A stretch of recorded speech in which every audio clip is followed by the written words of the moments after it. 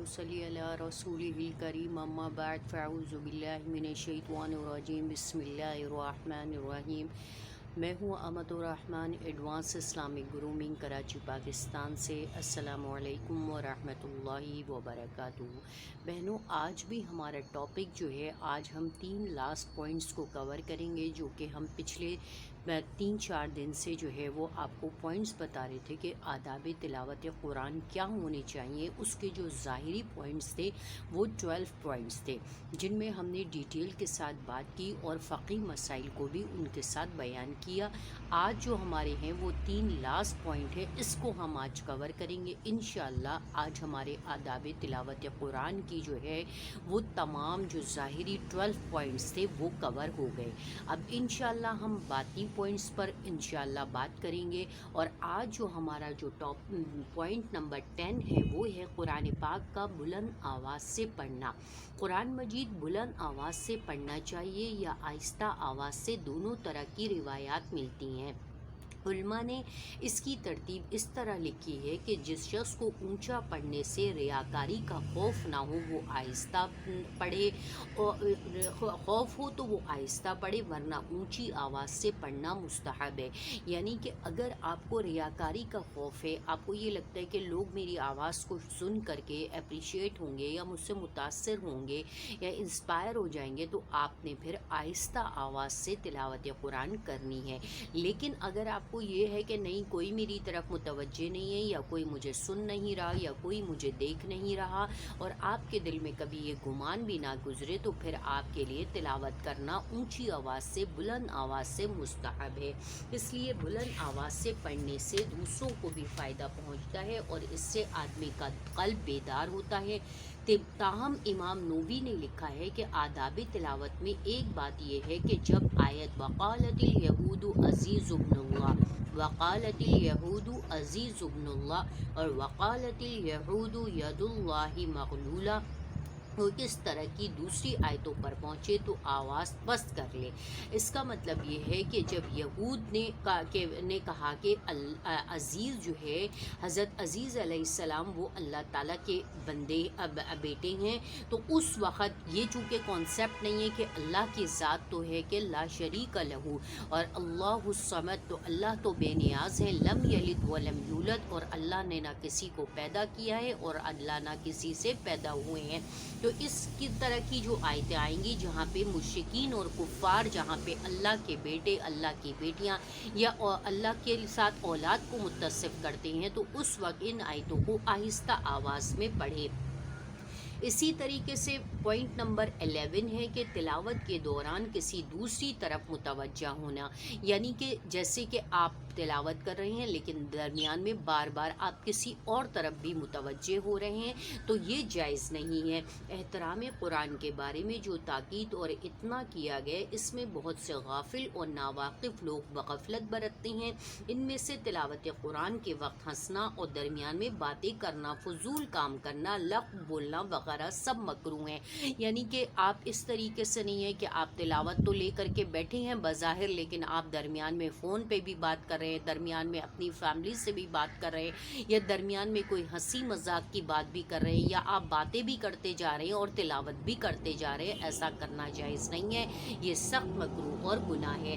अगर ऐसी ज़रूरत पेश आए कि आपको किसी की बात का जवाब देना है, अगर आपसे कोई किसी चीज़ के बारे में सवाल कर रहा है, पूछ रहा है कि फ़लाँ चीज़ कहाँ रखी है, या मैं कहाँ उठा के रखूँ, या मैं जा रहा हूँ या मैं जा रही हूँ, तो आपने मुख्तसरन उसका जवाब दे करके दोबारा से अगेन ताउज़ और तस्मिया के साथ अपने कलाम को, अपनी तिलावत को कंटिन्यू करना है। ठीक है।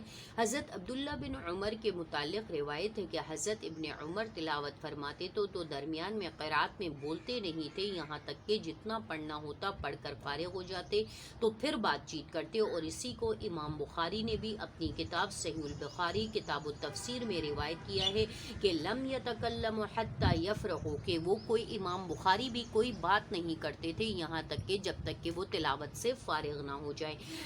इसके अलावा इसकी वजह وجہ یہ ہے کہ تلاوت کرنے والا اللہ تعالیٰ سے مناجات اور سرگوشی کرتا ہے۔ حدیث شریف میں آتا ہے اذا احب احدکم ان یحدث ربہ فلیقرأ القرآن، کہ جب آپ تم میں سے کوئی اپنے رب سے باتیں کرنا چاہے تو وہ قرآن کریم پڑھ لے، یعنی قرآن کریم کی تلاوت کر لے، تو اٹ مینس کہ وہ اللہ تعالیٰ سے کنیکٹ ہو گیا، اللہ تعالیٰ سے بات چیت کرنا شروع کر دی ہے۔ نمبر 12 ہے جو آج ہمارا لاسٹ پوائنٹ ہے، جو آداب تلاوت ظاہریہ کا تھا۔ 12 پوائنٹس تھے جن کے بارے میں نے ایک ایک پوائنٹ کو لے کر کے بڑے اچھے سے ڈسکرائب کیا ہے، ڈیٹیل سے بتائے ہیں، بحیثیت ایک مسلمان، بحیثیت ایک ایمان والے کے ہمیں ان چیزوں کا، ان پوائنٹس کا نہ صرف خیال کرنا ہے بلکہ ان کو اپنی زندگی میں داخل کرنا ہے، ان پر عمل کرنا ہے، یہ ہمارے لیے واجب اور فرض ہے، کیونکہ اب آپ کو اس کے بارے میں پتہ چل گیا۔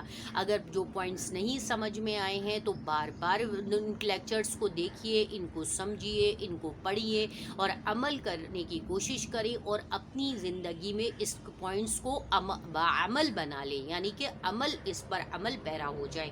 پوائنٹ نمبر 12 ہے کہ ختم قرآن کا طریقہ، کہ ختم قرآن کس طرح ہونا چاہیے۔ تو جب آپ نے قرآن کریم کی تلاوت اسٹارٹ کی ہے اور پھر آپ اختتام پر پہنچ گئے ہیں تو اب کس طریقے سے کرنا ہے، تو قرآن مجید مکمل کرنے کے بعد سورہ فاتحہ، سورہ بقرہ کا مضمون تک پڑھنا، سورہ بقرہ کا مضمون تک پڑھنا مسنون ہے، اور ختم قرآن کے دن روزہ رکھنا مستحب ہے، بشرطے کہ وہ دن ایسا نہ ہو کہ جس میں روزہ رکھنا ممنوع ہے۔ ختم قرآن کے بعد دعا کرنا بھی مسنون ہے۔ ختم قرآن پر دعا قبول ہوتی ہے جس میں اپنی گناہوں کی معافی مانگنے اور امت کی حالت کی اصلاح کی دعا کرے۔ اللہ تعالی ہمیں قرآن کے آداب بجا لانے کی توفیق عطا فرمائے، آمین ثم آمین۔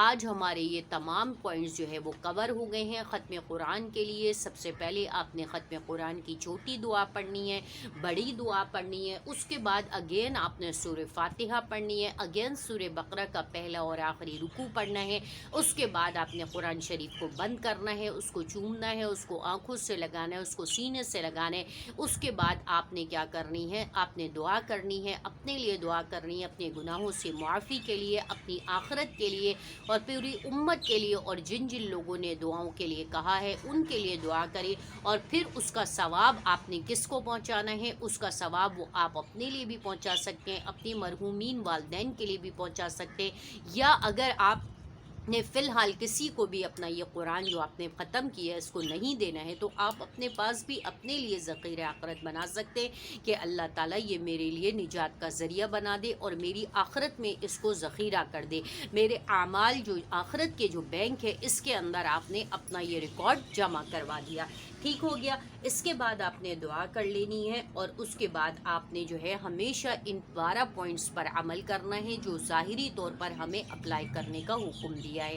اگر بات سمجھ میں نہ آئی ہو، کسی پوائنٹس کے بارے میں دوبارہ سے جاننا ہو تو کمنٹس کر کے بھی پوچھ سکتے ہیں، اور وائس میسیج کے ذریعے بھی پوچھ سکتے ہیں، یا دوبارہ سے ان تمام لیکچرز کو جو ہے وہ اگین اینڈ اگین دیکھیں، ایک ایک کر کے سنیں، سمجھیں اور اس کو اپنی زندگی میں داخل کریں۔ یہ بہت زیادہ ضروری ہے، یہ سنت ہے، واجب ہے اور فرض ہے۔ اس کے بغیر اگر آپ تلاوت کرتے ہیں تو وہ تلاوت آپ کی اللہ معاف کرے عند اللہ قابل قبول نہیں ہوگی۔ وآخر دعوانا الحمدللہ رب العالمین۔ السلام علیکم ورحمۃ اللہ وبرکاتہ۔